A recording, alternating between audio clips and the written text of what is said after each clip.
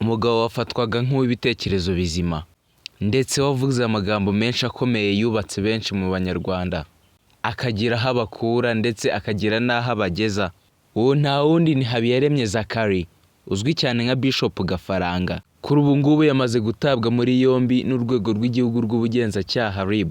Uyu Bishop Gafaranga akurikiranyweho icyaha cy'iyicarubozo ndetse n'ihohotera rishingiye ku gitsina, gukubita ugambiriye kunogonora ndetse n'ibindi bikorwa bishobora kuganisha ku rupfu ubikorewe. Aha bivugwa ko bwana Bishop Gafaranga yaba yarakubise umugore we akamunigagura cyane akamusiga ari intere azi ko yapfuye, ariko ntabwo umugore yigeze apfa. Kuri ubu ngubu Bishop Gafaranga afungiwe kuri sitasiyo ya polisi ya Nyamata, aha ni mu karere ka Bugesera. Ni ibintu bitari kuvugwaho rumwe n'abantu benshi bagiye batandukanye, yaba abamuzi ndetse n'abatari bamuzi, bakibaza inkomoko y'uwo muvumo cyangwa se ayo mahano yaba yabaye kuri Bishop. Dutinde ku ijambo Bishop ubundi bivuze umushumba cyangwa se umubwirizabutumwa, ariko ubwo butumwa bukaba ari ubw'iyobokamana. Ni gute umuntu ufite iyo titire yubashywe gutyo mu Rwanda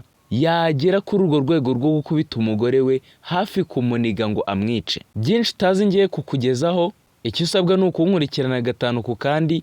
Wowe ukibona iyi channel bwa mbere, kora subscribe, ufungure inzogera ndetse like, share na comment biba bikenewe. Ikaze.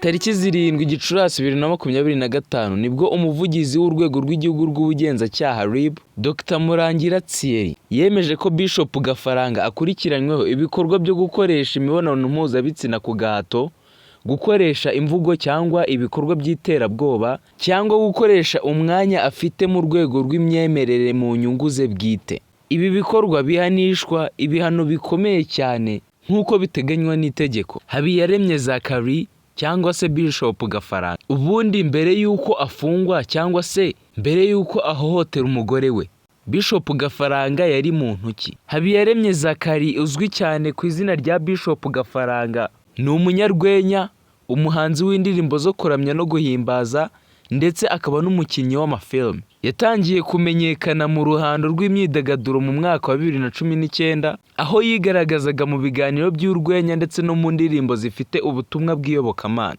Gute none mu rugendo rwe rw'ubuhanzi, Bishop Gafaranga cyangwa se Habiyaremye Zachary yamenyekanye cyane mu ndirimbo zifite ubutumwa bw'iyobokamana ndetse no mu biganiro by'urwenya. Yagize uruhare mu gukina filimi zitandukanye ndetse n'ibiganiro by'urwenya byakunzwe cyane haba mu Rwanda ndetse no hanze yarwo. Bishop Gafaranga yagiye akora ibiganiro bitandukanye byagiye bihindura ubuzima bwa bamwe ndetse bakaba baramufataga nka role model wabo. Bishop Gafaranga yaje gukora ubukwe, ariko abukora mu ibanga rikomeye cyane, we n'umugore we witwa Murava Annette cyangwa se umwite Annette Murava. Nk'uko byatangajwe ku Nyarwanda, yanditse amagambo yuje urukundo rwinshi cyane yifuriza isabukuru nziza umugore we, agaragaza ko afite umubano wihariye n'umugore we bashakanye. Biratangaje ko na bamwe mu bishop cyangwa se abapastor batangiye kwihakana uyu mugabo, bati nta nubwo ari umubishop. Ese Bishop Gafaranga aramutse hamwe n'ibyaha akurikiranyweho yahabwa igihano kingana gute? Reka tubirebere mu igazeti ya leta. Uyu Bishop Gafaranga naramuka hamwe n'icyaha cy'ihohotera rishingiye ku gitsina, igihano yahanishwa gishingira ku mategeko y'u Rwanda, cyane cyane itegeko nimero 59 akarongo kaberamye 2008 ryo kuwa 10 Nzeri 2008 rigena ibyaha n'ibihano bijyanye n'ihohotera rishingiye ku gitsina.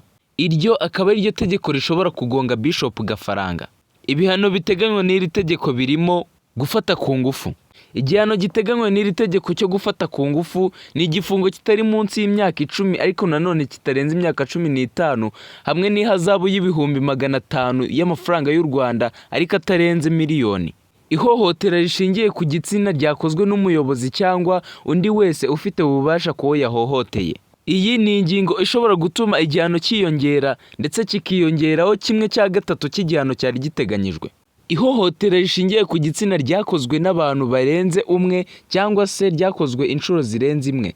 ibi nabyo bishobora gutuma igihano cyiyongeraho 1/2 cy'igihano cy'ingenzi. Tudashyizeho ibyo gukubita ugamije kwica cyangwa se guhotora ndetse n'itotezwa, ibyo byose ni ibihano bishobora gukubirwa hamwe ugasanga bitanze igihano gishobora kugera no mu myaka 18 cyangwa 20. Ngibyo ibya Bishop Gafaranga. Ese bizaherera he?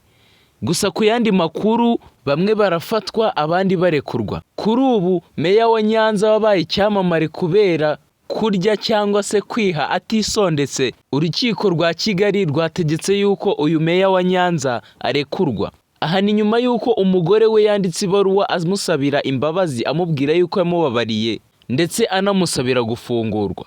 Mwakoze kubana nanjye mwebwe mwakurikiranye iki kiganiro kugeza ku musozo. Ibya Dego Media nakagaruka, documentaire zo zirahari. Ndabashimiye.